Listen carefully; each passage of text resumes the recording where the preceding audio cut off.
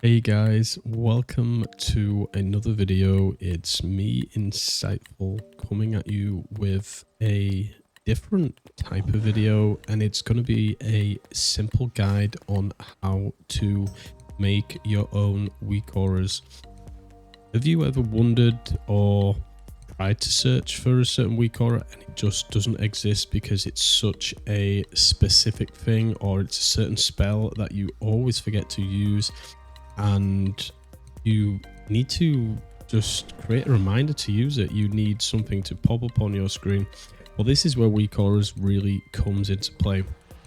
Now, for any of you that are new to the channel, you will know that I PvP an awful lot, and in PvP we actively need reminders every time we play to ensure that we're playing optimally and using cooldowns properly. It's a part of the game. And obviously, if you play Classic or anything like that, then PvP is a little bit different. But in retail, you certainly need to utilize add-ons to get the most optimal gameplay, particularly with how volatile some of the scenes can be, even for someone who's quite experienced like myself. Nevertheless, today, what I want to do is, first of all, I'm going to plug myself, and I've made myself a weak aura for PvP. And just let me show you. I just want to state that I never developed any weak auras before, and I'm certainly not a pro that knows any lure code at all, but I still managed to develop myself a really nice weak aura that basically tracks my bash, goes on glow when it's on cooldown, tracks my renewal, overgrowth, and when the auras are on myself, e.g. Cenarian Ward and I'm back, these will glow as well, or if they're in use on somebody else and they display the cooldown. And this bottom bar is just a mana bar. This is available to my Twitch subs only, guys. Sorry for those of you that are new to the channel, but I do aim that with this guide I can show you how to actually make your own weak auras for your class and not just Restoration Druid. So let's begin anyway, and let's make this a really simple and quick guide and try and keep the video under 10 minutes. This would be really good. So first of all, this is available to all my Twitch subs on the Discord. You need to go to the bottom channel where it says Twitch subscribers, and there's an add-on section. You can download the code for this, so please make use of that. There's been a lot of gifted subs recently, so you should definitely check and head over to the Twitch to see if you are, because you will get access to this right away. If not, guys, don't worry, let's just have a look and explore how to make one together.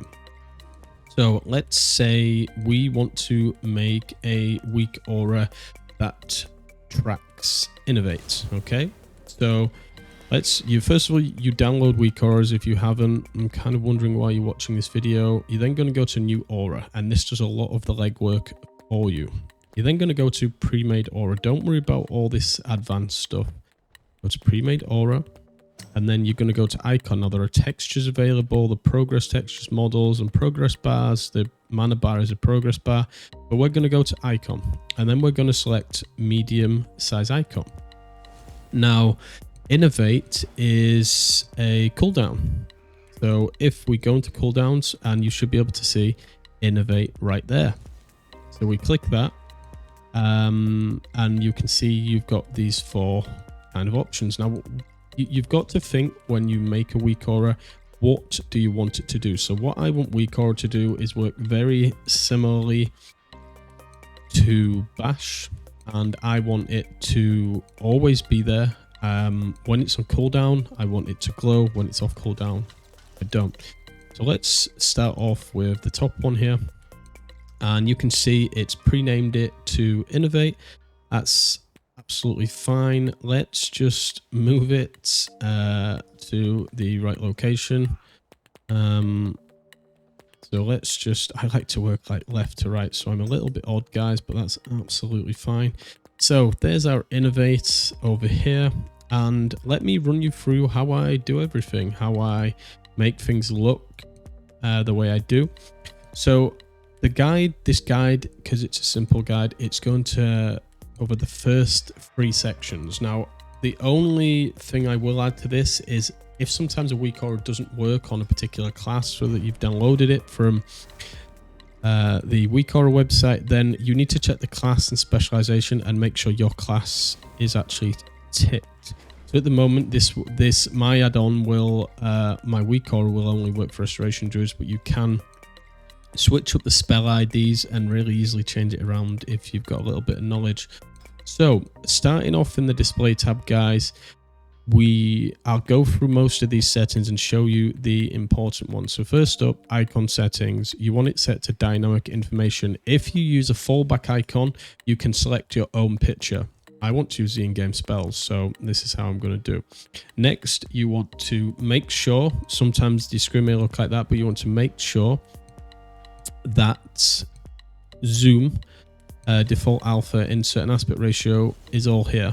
And then alpha is a transparency, so you can see zoom actually zooms in, and you can set the custom amount of any by 30, and the texture offset actually goes to your next spell. So if I go left, this should show right. If I go bash, the other way it should show backskin.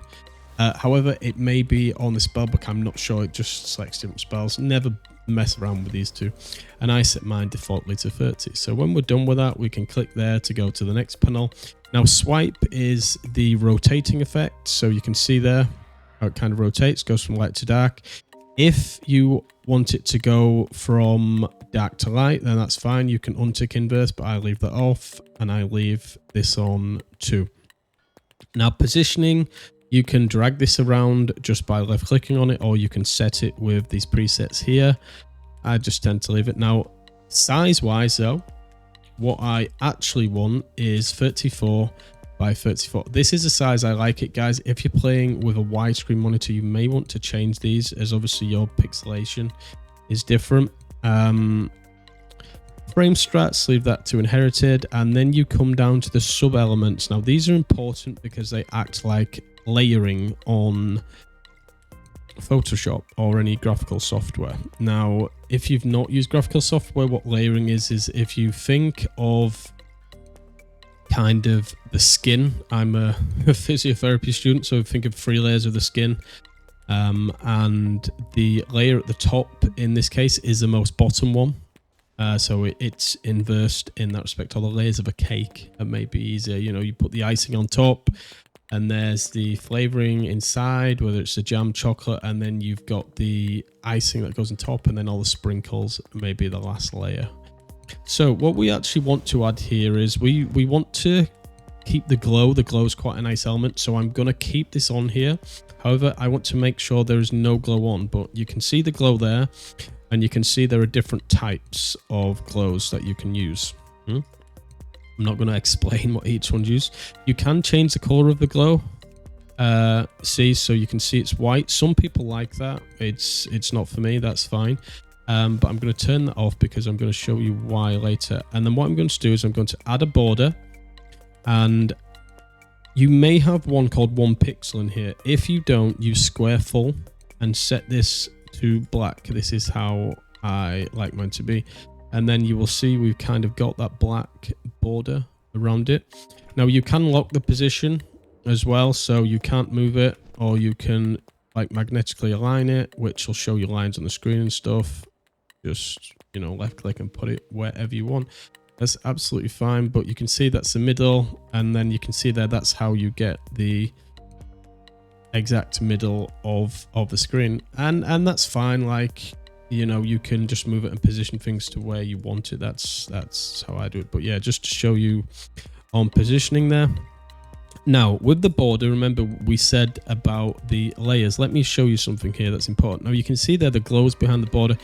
It looks a little bit weird, right? Let me just sorry, that's wrong. I didn't mean to do that. You can see there the glows behind the border. Now in order to change this so it looks like the rest, we've got to move this upper layer. Glow is at the top. There you go, and that's kind of what we want, right? So these are pretty much the only real settings that I've kind of want to this. I don't want to add any more to this now. So in terms of display options, that's pretty much it. I wouldn't worry or fiddle around with anything else if you're unsure. Let's go over to the trigger now and see how these work. So what I'm going to show you here is a portion of what triggers are capable of. Now, the trigger, I want you to think of this as the behavior of the weak aura. Now, what do we want it to do in the most basic format? So we've said that at the moment, because we selected a preset, it's done a lot of the work for us. So it's selected a type of spell, and all these do different things depending on what you want to do. But 9 times out of 10, if you're making a simple thing, it will be aura or spell. And then in this drop down, you can see we have global cooldowns, cooldown charges, cooldown ready event. Is the spell known? So, you know, that could be used there. If you change talents, it could switch up the spell. You can do all sorts of things. You can do complex totem ones, but for this case, I simply want to track when it's on cooldown, I want it to glow, and when it's off cooldown, I don't, and I want it to show the cooldown numbers. So really simply, guys, let me run you through this. So first of all, the spell ID, if the spell isn't in there, write innovate and click OK, it will pre-fill. And then what we'll want to do, so we want it to track the cooldown. So if the screen's like that, just click that for the extra options. And then at the bottom here is we don't only want it to show on cooldown, we want it to show all the time. Now these, you can mess around with these, but if you don't, I wouldn't bother. If I've got a charge macro on my warrior and I have that ticked, so you can then say, well, I want it to track the charges if it's under 1 or if it's under 2. Again, though, most of the time you may not tick them. So what we've said here is we want it to track the cooldown and we want it to always show. So now if we click off, there you go. But it's glowing. So the chances are if it's glowing, it's probably because I've left glow on in here. Lo and behold, I have. So click off that. And then if we use it, does it glow? No, it doesn't glow. So this is the next thing. But we can see that it's tracking it to a 3-minute cooldown. So what we need to do now is we need to look at the conditionals. This is really simple, guys, and I've got a little bit of a background in programming, so this was easier for me to understand the concept. But the way I want you to think about this is, if something happens or something is true or something is false, in the most we stick with binary terms, then this will be the outcome. So this will be the outcome if it's true, this will be the outcome if it's false. And this is basically what this does for you. So what we said is we want to, if the spell is on cooldown, we want it to glow. So you have to link it up with the behavior which is in the trigger, remember? So that's what we want to do. So under trigger 1, subheading on cooldown. So if it's on cooldown, we want it to glow. So you have all these different ones that you can change it to. You can have it so that the icon becomes desaturated, but we don't want that. And then you want to tick the visibility and tick it off. So that is working actually yet. So as you can see, I had to think for a second. As you can see there, it's working. So when it's on cooldown, if it's true. So what about if we reverse that and when it's not on cooldown? Yeah, you see? So the logic works, and in simple context, this is how you make weak auras, and you can change these to do whatever you want, guys. And ultimately, I've taught myself this just by messing around with them. You can add multiple triggers. So for example, for Ironbark, if I just, where is the Ironbark one? If I show you this one, I've actually added 2 triggers here, because Ironbark is an aura and I've had to track different things. So you can see that there's a few more settings, but that's out of the context for this video, guys. All I wanted to show you was how to make a simple weak aura. If this video has been helpful and you're now going to decide to make a few weak auras to track spells like this, then please do hit that subscribe button, guys. It really, really helps me. And if you've got a little bit of extra energy in those hands, in those legs, then head over to my Twitch at twitch.tv/insightfultv, where you can catch me streaming PvP, gold farming, and PvE content. I promise you, you won't regret it. And finally, don't forget about my giveaway, which all the information is on Discord. In the meantime, though, guys, be kind, be peaceful, and remember, you are appreciated. Bye.